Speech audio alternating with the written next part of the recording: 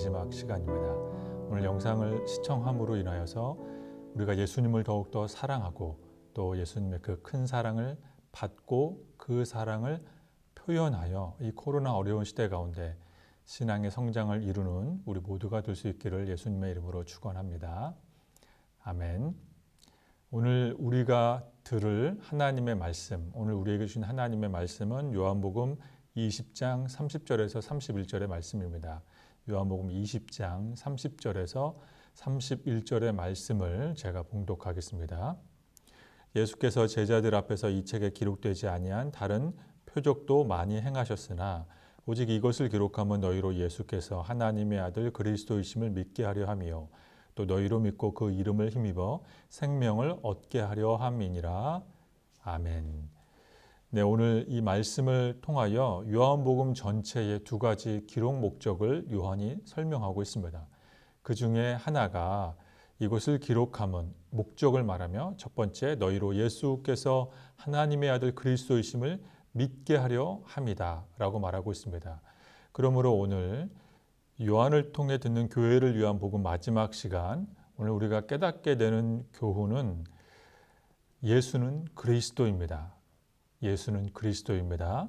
나사렛 지역에서 활동한 청년 예수는 우리가 그토록 기대하고 기다린 메시아이며 그리스도입니다.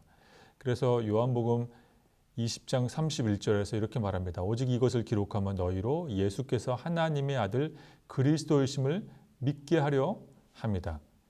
요한복음은 공관복음과 다르게 분명한 기록 목적 두 가지를 말하고 있습니다. 그 중에 하나가 예수는 하나님의 아들 그리스도임을 너희는 믿으라 라고 주장을 합니다. 우리가 오랫동안 신앙생활을 하고 교회 생활을 하다 보면 예수는 그리스도라고 하는 이 명제, 이 정의가 너무나도 당연하게 여겨서 약간은 소홀히 여기는 경향이 있습니다.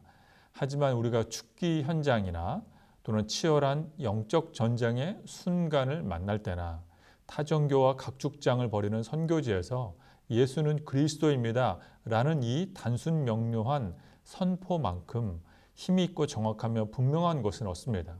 예를 들어 하나 설명을 드리자면 인도의 선교사이며 20세기의 바울이라는 호칭과 존경을 받은 스탠리 존스라는 선교사님이 계십니다. 이분의 책 원탁의 그리스도라는 책에 보면 인도의 무슬림 이맘, 또 힌두교 사제, 불교 승려, 조로아스트교 숭배자들이 여러 사람들을 인도의 큰 원탁에 만들고 그 원탁에 그 모든 사람들이 모여서 각자 자기 종교의 위대함을 설명하는 대목이 있습니다.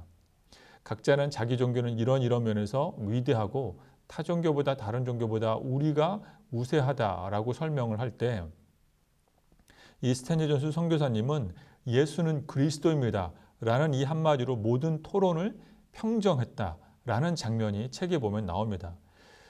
이 땅에 실제로 살았던 30대 초반의 유대 청년의 그 정체가 사실은 우리의 구원을 위해 활동하셨던 하나님의 아들 메시아 그리스도 예수다라고 예수는 그리스도라고 스탠리 존스 선교사님이 선포하면 이 말 한마디에 다른 종교의 지도자들은 귀 기울여 경청하는 장면을 책에서 보게 됩니다. 그러므로 나사렛 예수 그리스도, 유대 땅 나사렛에서 활동한 예수님은 그리스도이자 메시아이었음을 우리는 믿고 확신해야 합니다. 날마다 우리가 잊을만 하면 예수는 그리스도라는 복음을 들어야 합니다. 우리가 소홀히 여길만 하면 예수는 그리스도입니다 라는 복음의 말씀으로 우리는 돌아가야 합니다.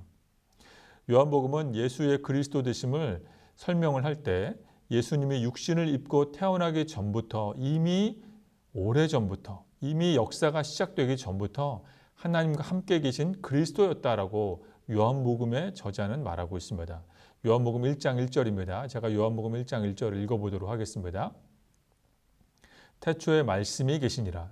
그렇습니다. 태초에 이 온 우주가 생겨나기 그 전부터 하나님과 함께 계신 말씀이 있다라고 말합니다. 이 말씀은 하나님과 함께 계셨으니 이 말씀은 곧 하나님이시니라. 하나님과 함께 있는 이 말씀 그 자체가 하나님이시다라고 요한복음의 저자 요한이 말하고 있습니다. 요한은 태초부터 말씀이 존재한다고 합니다. 그 말씀은 하나님과 언제나 함께 있었습니다. 그런데 독특하게도 그 말씀의 정체를 알고 보니 그 말씀은 사실 하나님이었다라고 요한이 말합니다. 그래서 그 말씀은 창조 전부터 있었고 창조 사역에 동참했으며 그 말씀은 하나님이 되셔서 히브리 민족과 언약을 맺게 해주셨고 그 말씀은 히브리 민족에게 율법을 주셨고 그 말씀은 이삭을 살려냈고 그 말씀은 출애굽하도록 이끌어내셨고 그 말씀은 바벨론 포로 생활에서 히브리 민족이 돌아오도록 역사하는 이정표가 되었다라고 요한은 말합니다. 그 말씀이 바로 하나님과 동등된 분 예수 그리스도입니다. 그 말씀이 하나님과 함께 있었던 예수다라는 것을 사도 요한은 요한복음 1장 14절에서 말하고 있습니다. 요한복음 1장 14절 말씀 제가 또 한번 읽어보도록 하겠습니다. 말씀이 육신이 되어 우리 가운데 거하심에 말씀이 육신이 되어 우리 가운데 거하신 분은 바로 예수님입니다. 말씀이 육신이 되어 우리 가운데 거하심에 우리가 그의 영광을 보니 아버지의 독생자의 영광이요. 즉 아버지의 독생성자 예수 그리스도가 말씀이다라고 가리키고 있습니다. 그의 영광을 보니 아버지의 독생자의 영광이요 은혜와 진리가 충만하더라. 반복해서 요한은 말씀에 대한 부연 설명을 열거합니다. 그래서 우리가 이 말씀이란 명사만 놓고 보면 이 말씀이 예수님이구나라는 것을 은연중에 생각하게 되지만 약간은 그 뜻이 분명하지 않고 베일에 가려 있는 것 같습니다. 알쏭달쏭해질 때가 있습니다. 그래서 우리는 말씀이라는 이 단어, 이 명사 자리에 예수를 넣어 대신 읽어보면 그 뜻을 분명히 알 수가 있습니다. 제가 한번 그렇게 해보도록 하겠습니다. 말씀이 육신이 되어라는 이 말씀의 자리에 예수님을 대신 집어넣어서 한번 읽어보도록 하겠습니다. 예수는 육신이 되어 우리 가운데 거하심에 우리가 예수의 영광을 보니 아버지의 독생자의 영광이요 은혜와 진리가 충만하더라. 따라서 이 요한이 말씀이라고 기록한 그 자리에 예수를 대체해서 읽어보면 우리는 사도 요한이 왜 태초의 말씀이 예수님이 계셨다라고 기록했는지 그 기록 목적, 기록 의도를 분명하게 파악할 수 있습니다. 왜 요한이 태초 그 시점에서 출발하려고 했는지, 왜 예수님이 태초에 예수님이 하나님과 함께 계실 수밖에 없었는지 요한의 주장, 요한의 이론, 요한의 관점이 납득이 됩니다. 예수님은 램프의 진이나 산타클로스나 어떤 도덕 율법 교사가 아님을 우리에게 요한은 알려주기 원했던 것입니다. 존재론적으로 예수님은 태초부터 지금까지 우리와 함께 계신 하나님이십니다. 그래서 요한은 태초에 계신 말씀, 그분은 하나님, 그분은 예수님이다라고 설명을 합니다. 그런데 태초에부터 계신 예수님이라고 설명을 하면 태초에 계신 말씀이라는 개념이 우리에게 멀리 있기 때문에 우리가 좀 이해하기 어렵기 때문에 말씀이 예수님이다라고 은유법으로 설명을 하고, 이것을 우리가 조금 더 이해할 수 있도록 요한은 이미지 언어, 그림 언어로 우리의 상상력을 돋우어 예수님에 대해서 설명을 합니다. 그래서 예수님께서 요한복음에서 그림 언어, 이미지 언어로 나는 빛이다, 나는 어둠, 나는 물이다, 나는 떡이다, 나는 목자다, 나는 생명이요 길이요 양의 문이다, 나는 어둠을 이기는 빛이다 라고 예수님께서 말씀하십니다. 그런데 신기하게도 예수님이 말씀하신 사도 요한을 통해 우리에게 기록을 남겨주신 이 예수님의 이미지 언어를 우리가 다른 여러 문화권에 있는 사람들에게 설명을 할 때, 예를 들어 남미의 또는 아프리카 밀림의 그런 미전도 종족에게 이런 빛, 물, 떡, 목자, 문 이런 이미지로 설명을 하면 그들은 다 예수님이 하나님이시구나라고 그들도 직감한다라는 것입니다. 굉장히 놀라운 사실입니다. 그렇습니다. 사랑하는 여러분, 예수님은 우리의 인생의 유일한 그리스도이심을 우리는 믿고 확신해야 합니다. 예수님은 태초에 가장 높은 곳에 하나님과 함께 계셨으나, 태초부터 창조 사역에 동참하셨으나, 관여하셨으나 우리를 위해 인간이 되어 인간 세상에 우리와 함께 거주하셨습니다. 그래서 예수님은 사시는 동안에 인간미가 넘치는 분이었습니다. 그러나 이제 예수님은 인간미 넘치는 모습으로 동시에 하나님의 살아계심, 하나님의 거룩하심을 나타내 보이셨습니다. 왜냐하면 예수님은 우리에게 영생의 신비를 알려주기 위해 하나님이시지만 인간으로 이 땅에 오셨기 때문입니다.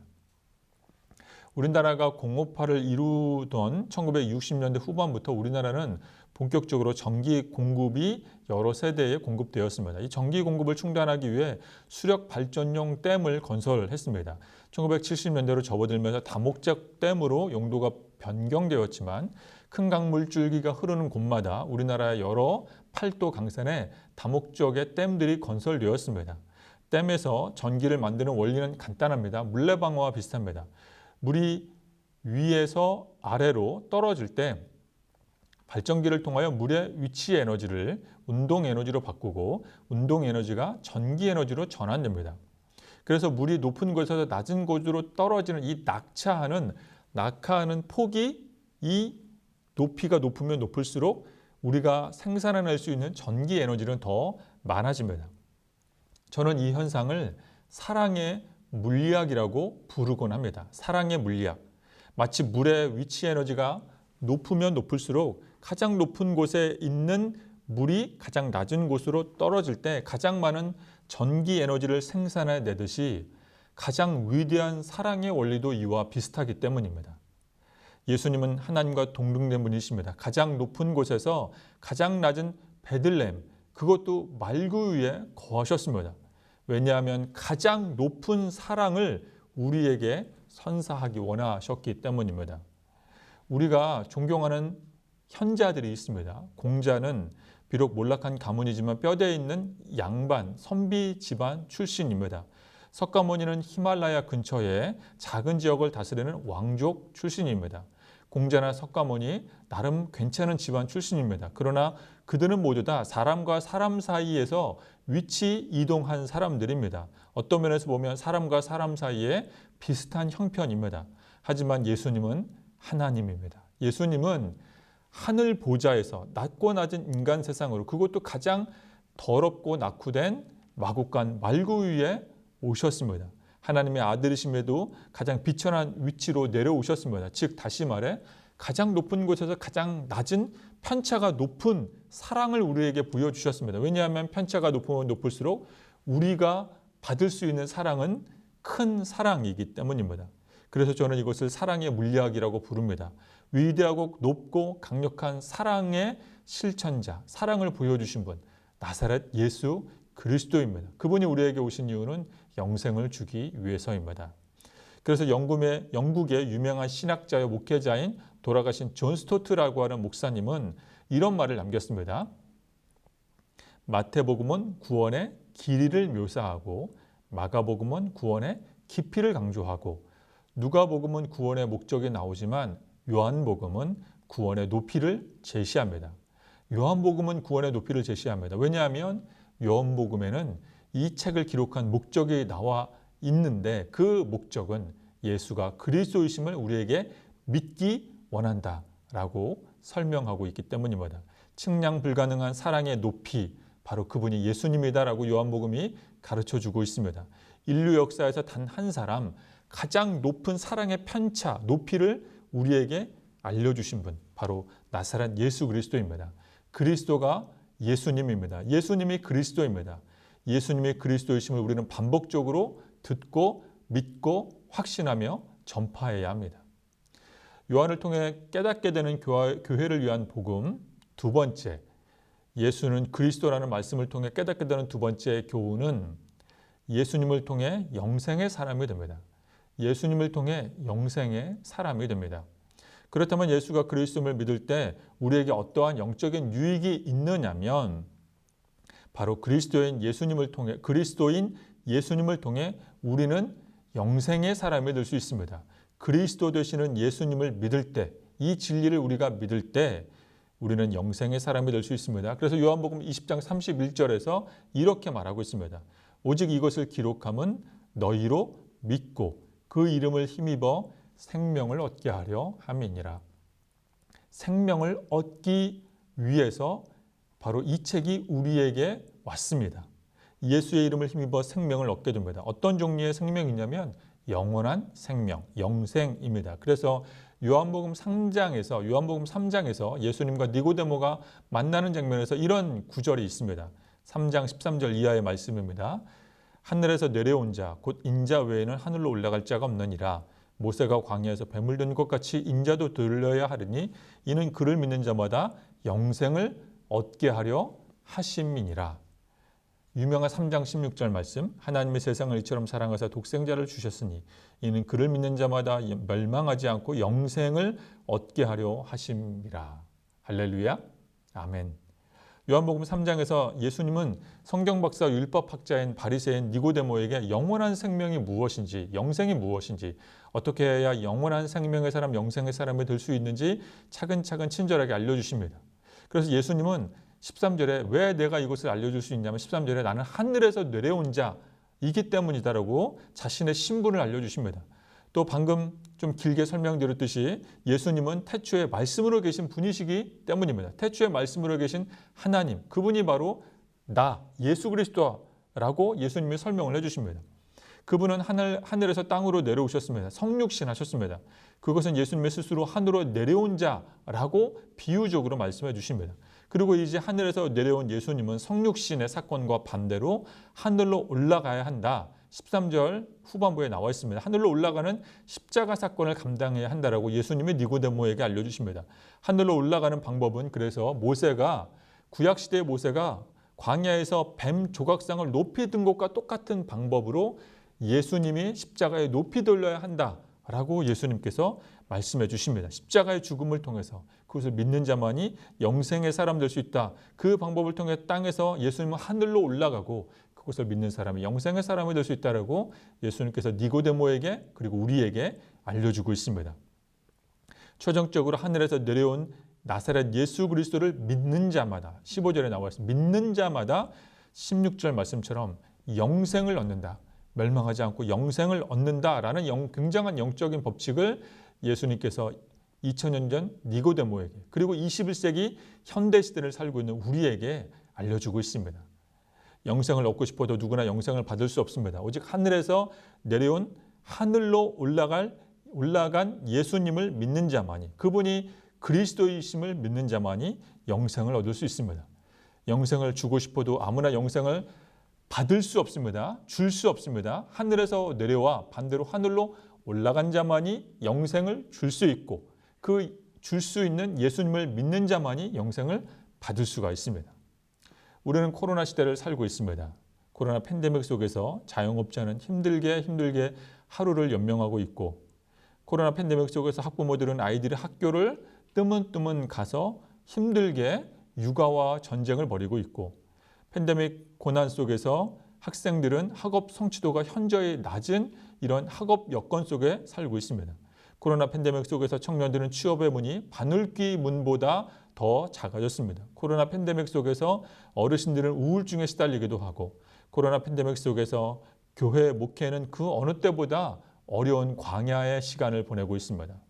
하지만 코로나 팬데믹 속에서 우리가 접하는 상황과 이야기들은 이 모든 것은 우리를 잠깐 흔들 수는 있지만 그것이 우리의 영생을 빼앗을 수는 없습니다. 그것들은 흘러 지나가는 정보이며 지식일 뿐입니다. 그것들이 우리를 좌지우지할 수 없습니다. 순간적인 정보와 지식일 뿐입니다. 그런 것들을 흔들릴 수 없습니다. 왜냐하면 우리를 사로잡는 영원한 진리는 바로 예수는 그리스도 이 유일한 선포이기 때문입니다.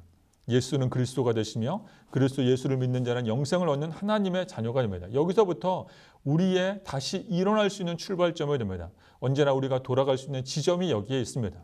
영생을 취하는 하나님의 자녀가 됐으니 이제 우리는 코로나 팬데믹이 주는 절망적인 소식을 뛰어넘어 소망을 품을 수 있습니다. 소망을 바라보아야 합니다. 하나님의 자녀가 됐다는 소망. 팬데믹 뉴스보다 더 큰 예수님이 나의 구세주가 된다는 이 소망, 이 소식, 영생이 예비되었다는 소망, 부정을 긍정으로 역전시켜 주시는 예수님, 십자가를 부활로 바꿔주시는 하나님이 내 아버지가 된다는 이 소망, 예수는 그리스도라는 진리, 예수는 나의 주님이라는 확신과 믿음을 갖고 이 코로나가 주는 여러 가지 두려움을 뛰어넘어 이 시대 한복판에서 승리하는 우리 모두가 될 수 있기를 예수님의 이름으로 축원합니다. 끝으로 마지막으로 이제 영생이 무엇인지 정확한 성경적 정의를 살펴보며 설교를 마무리하겠습니다. 우리가 영생에 대해서 많이 배웠고 또 막상 영생에 대해서 우리가 많이 알고 있는 것 같지만 실질적으로 영생이 무엇입니까? 라는 질문을 받으면 우리는 쉽게 대답하기가 어렵습니다. 왜냐하면 성경에서 영생의 정의에 대해서 사실 잘 알려주고 있지 않기 때문입니다.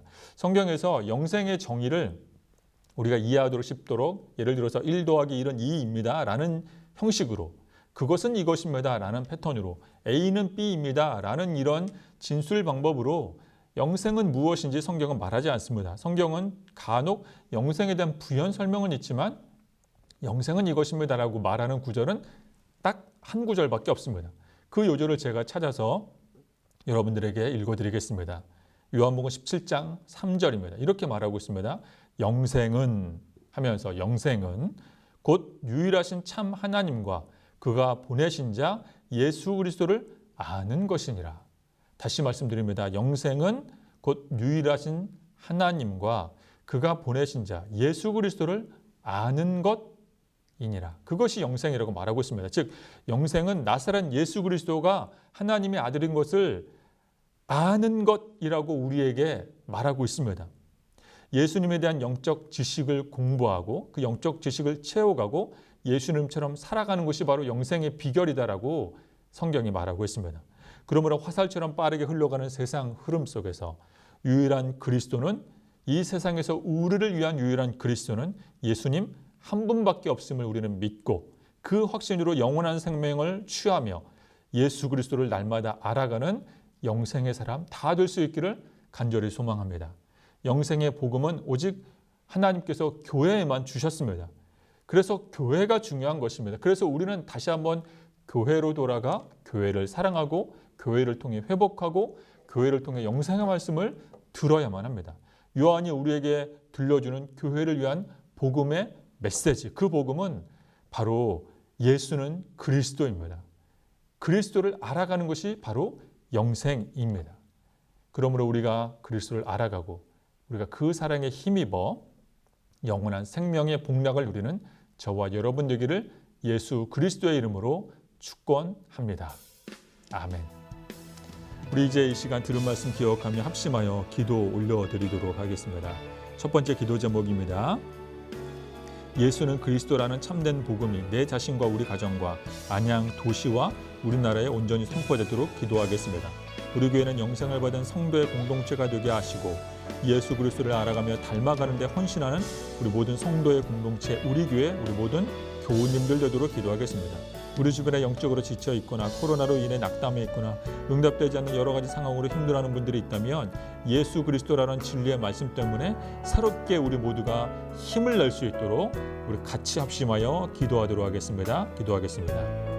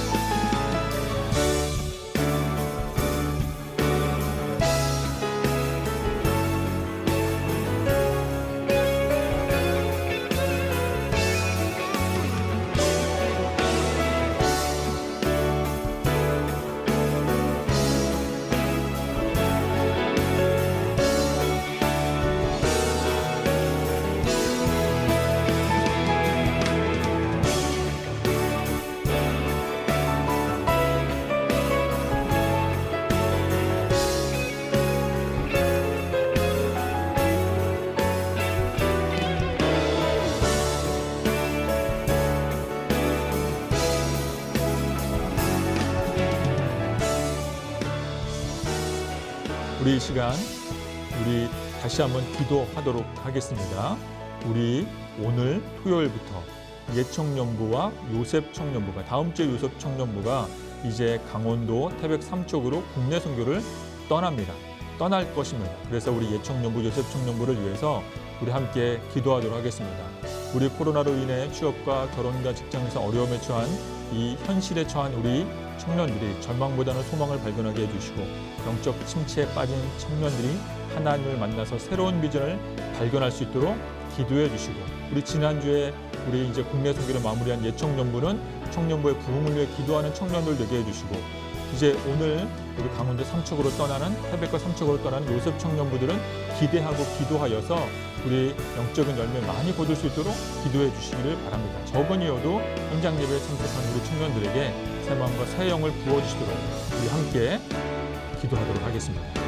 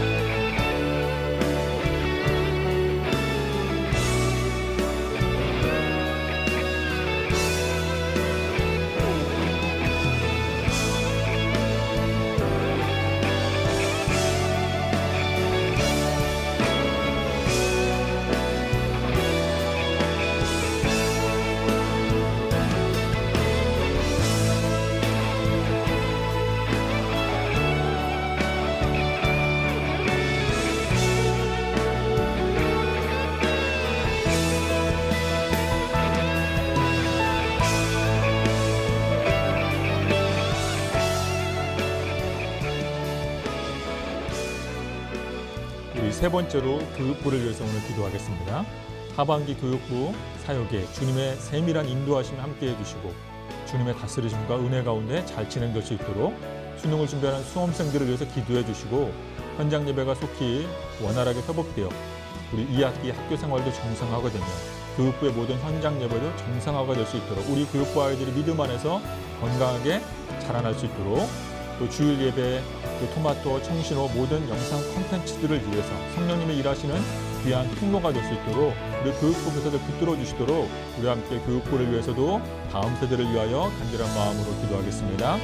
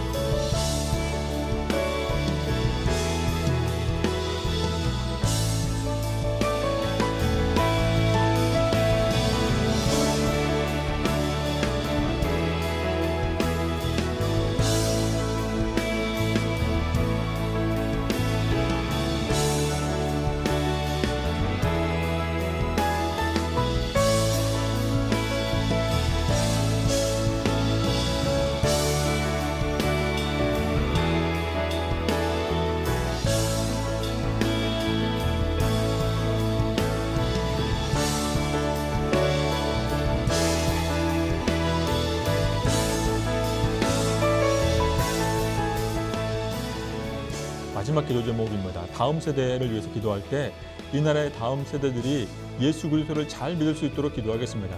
교육 현장에서 신앙의 꽃이 피어나고 또 우리 다음 세대들 중고등부 학생들의 기독교 동아리들이 활성화되고 우리 대학생들의 캠퍼스에서 기독교 동아리들을 부흥하고 또 믿는 학생들, 믿는 교사들, 믿는 대학 청년들, 믿는 중고등부 학생들, 믿는 우리 어린아이들이 증가할 수 있도록 다음 세대의 우리 아이들이 예수는 그리스도라는 복음을 확신하며 예수는 그리스도라는 복음을 믿고 다음 세대들이 복음을 전파하며 복음을 전하며 예수 복음의 소망을 두는 우리 다음 세대, 우리나라 조국교회 다 될 수 있도록 우리 함께 이 시간 기도하겠습니다.